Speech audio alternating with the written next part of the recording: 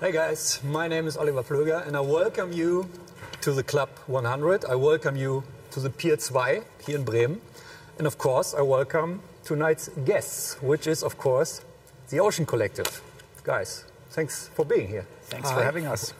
What is your first impression of this venue? I think you haven't been here before, right? No, we've never... First expression? Massive. Yeah. It's really massive. And without audience, right? Yeah, sadly, but I guess it's good that we can finally play a bit, you know? Yeah. I like the place. It's got this really nice balcony up there. I can imagine it's going to look amazing with a crowd in it. But, well, it is what it is tonight. It's going to be something new for us. We've never done anything like that before, playing such a large hall without any crowd in the room. But we'll see how that goes. We're actually really looking forward. Are you afraid of that very first moment after the first song when the music stops and no response? Not really for me. I think it's nothing unusual for us because we don't really... Okay.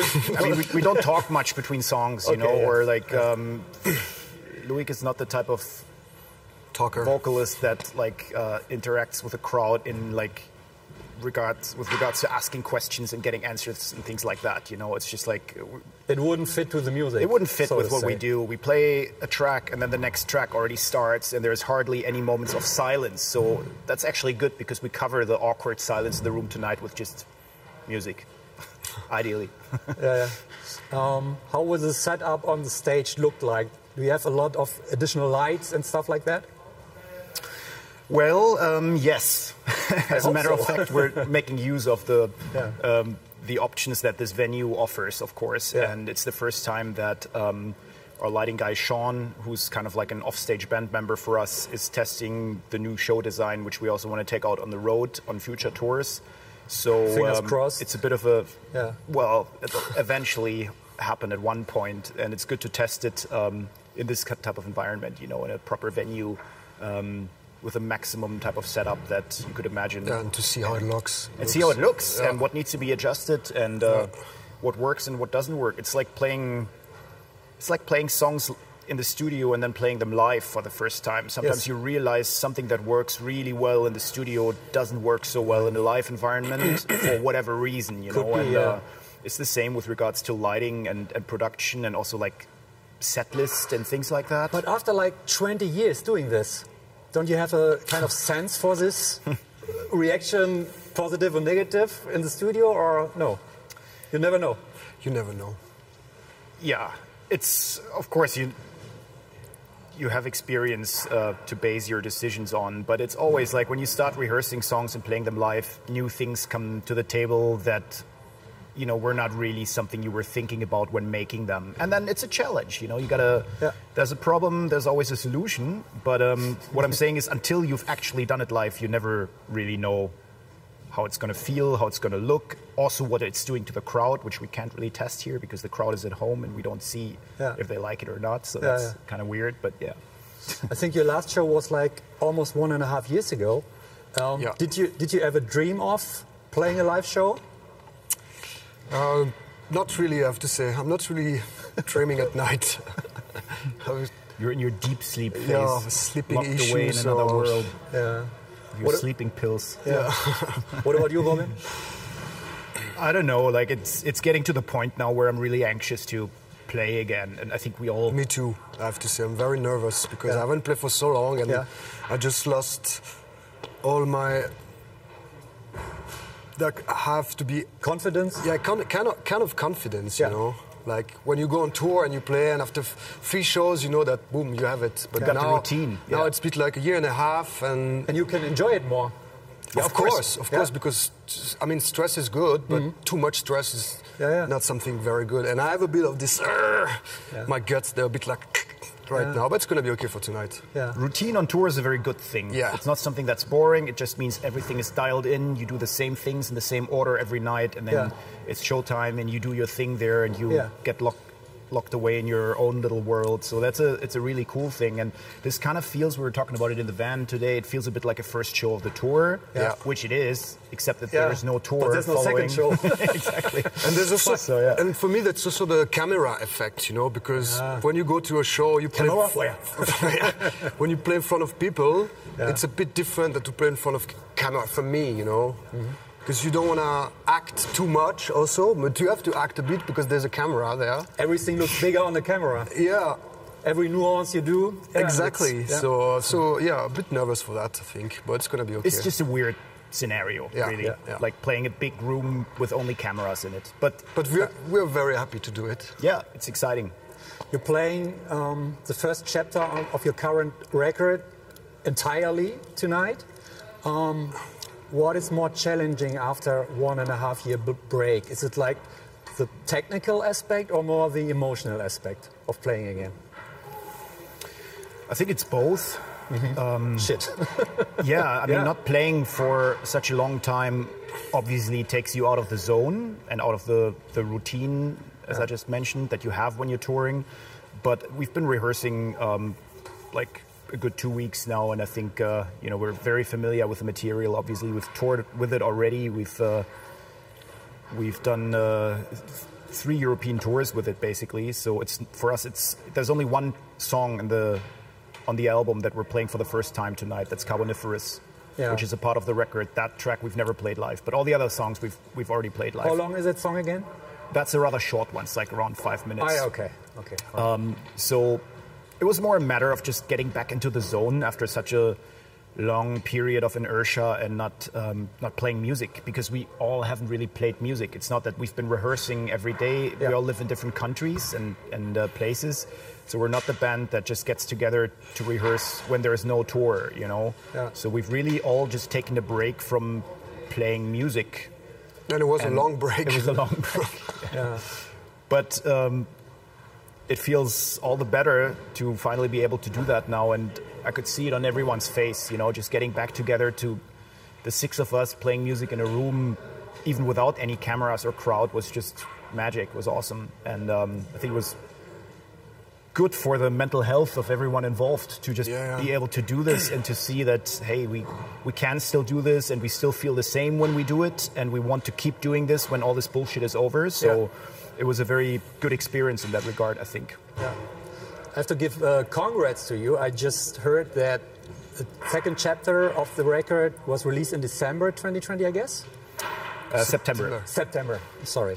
But it reached the top 10 record charts in Germany, is that right? In position 9? It did. Yeah. Congrats. Thank you very much. Yeah, was it the first time for you hitting the top 10? Top 10 was the first in the time. charts? Yes. Yeah, the last record entered on like 40-something or something like that. It did come as a bit of a surprise, because the German album charts are very commercial. But I think it was also the right time to release a new record, because lots of people were just staying at home and hungry for new music, but without the ability to going out to gigs, you know, people spend money on buying records, and that's what boosts the chart entry, obviously. On the other hand, it also doesn't mean anything. I mean, who's looking at the charts, you know? But how did your parents react? Oh, they were happy. Yeah, of course. I mean, with that kind of noise? Exactly. The topic on the first chapter is basically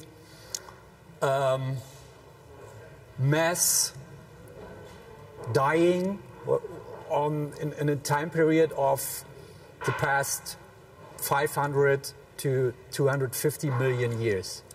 And now you play this whole record in a time where like a worldwide pandemic is happening. So there's some irony in that, right? I guess you could see that. Totally, actually. I think I have to. Did you discuss this? Not really. We're sometimes joking about it, but I mean, this was obviously all written and recorded and released before any of this happened, so there was no visionary twist of mind inside of us making that record. Of course, I could always pretend.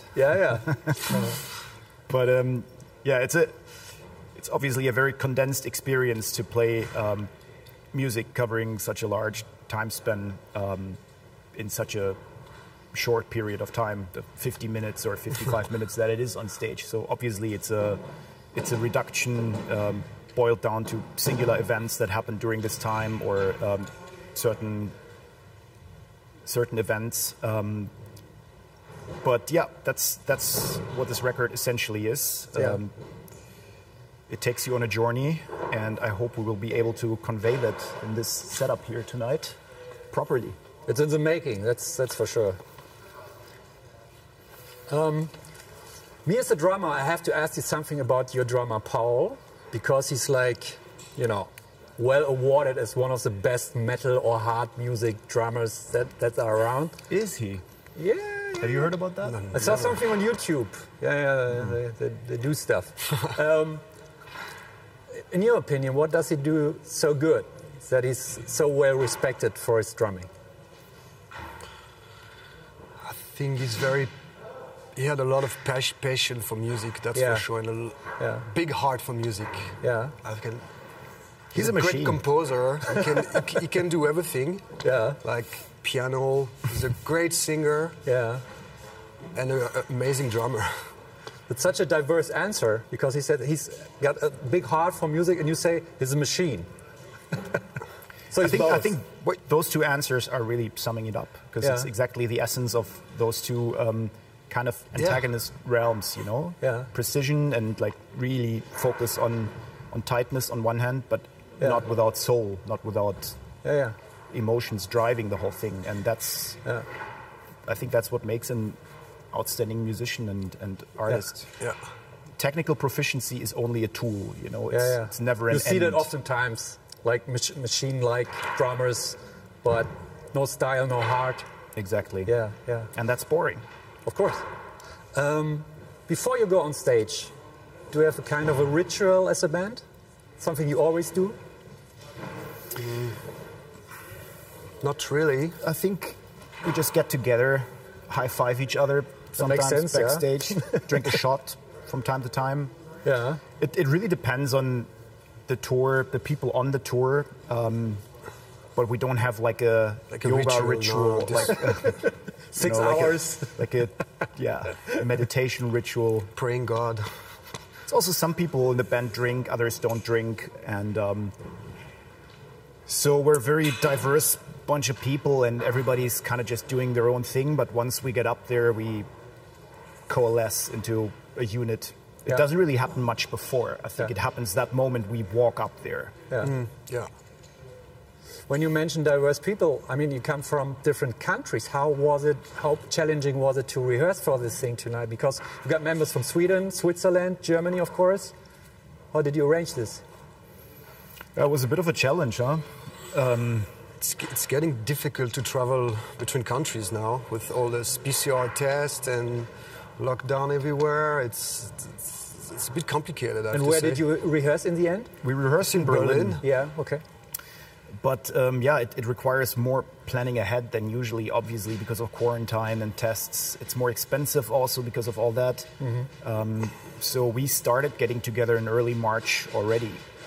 And Matthias, when he came to Berlin, he had to quarantine for 5 days before we could even start rehearsing. So that is also just adding extra time for him spent abroad, which obviously costs money. And so he stayed in a cheap hotel, or where did he stay? Yeah, we put him up in an apartment where he could quarantine by himself, and then like 6 days later, exactly, sealed the door, locked him in there, and took him out 5 days later. He was still alive. Yeah, kind of. He can take care of himself. He's a good cook. So he's a very good cook.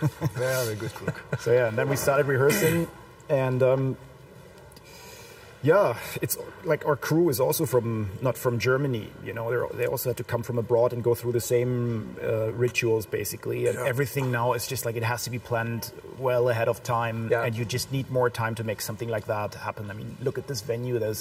It's a hall for 3,000 people, and there's only 25 maybe in it today, or 30 people, including all the camera crew and everyone. And still, there's like a big hygiene concept. You know, everyone has to make sure to adhere to certain rules. So it's very challenging, and the authorities here come to check. And so obviously, the promoter doesn't want to risk anything. So everybody's got to play by the rules, but they're very professional about it. And I'm very happy actually that something like that can happen at such an odd time where literally nothing is possible culturally. Yeah. It feels great to at least be able to do something like this. Yeah. Final question for both of you. What do you like most playing in this band? You first. What do you mean? What do you like most playing in the ocean? What do I like most playing in the ocean? What do you enjoy most about being in this band and playing? I think I would say that I've been very lucky to join the band 12 years ago already now, and I've been very lucky to travel the world and see amazing places. Yeah. And for me, this is my gift. Like 2 years ago, went to Kazakhstan or Georgia or Japan. Yeah. We years ago went to Ecuador or Mexico, and for me that was like just to meet different peoples, different faces, cultures, foods. This is what I really like. Yeah. Do people react differently in different countries? Of course, yeah, of course. Like I'd say like South America is very passionate, you know, and maybe if you go more in the north, they're a bit more like, you know. It's cold there. Yeah, it's a bit more cold, exactly. So you can feel that, I think. It's a bit of a cliche, but it's also just people living in the main American or European cities that are used to having constant tours and gigs coming by. They are sometimes a bit jaded, you know, so you play to very large crowds, but people stand in the back and, you know, just check out the show. And when you get to these peripheral places like the far east of Russia or Kazakhstan or China, where we've also toured twice. They're more than thankful. Yeah, and everything is just feels really fresh there somehow, you know, people are...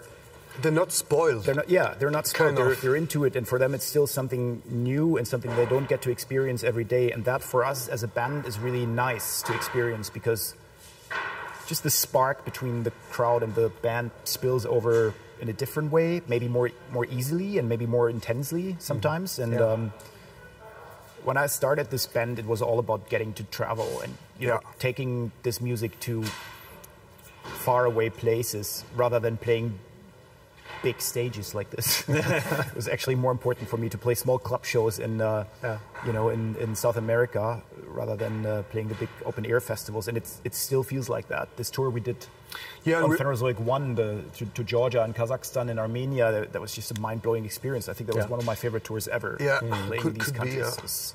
It was not big shows. It was sometimes like 100 people in a shady basement, you know, but the vibe was incredible. And we're always trying to find a bit of time for us to visit the country. Like we've been into India, for example, and this promoter Ram was taking good care of us. We went to a safari there, and that's what I like with this band, I have to say. Or New Zealand, we spent a week there in New Zealand, and we visit the country, and that was great. Okay, guys. So I wish you all the best for tonight. Thank you. For this safari without audience. And you guys enjoy the ocean at home. Stay safe. Peace.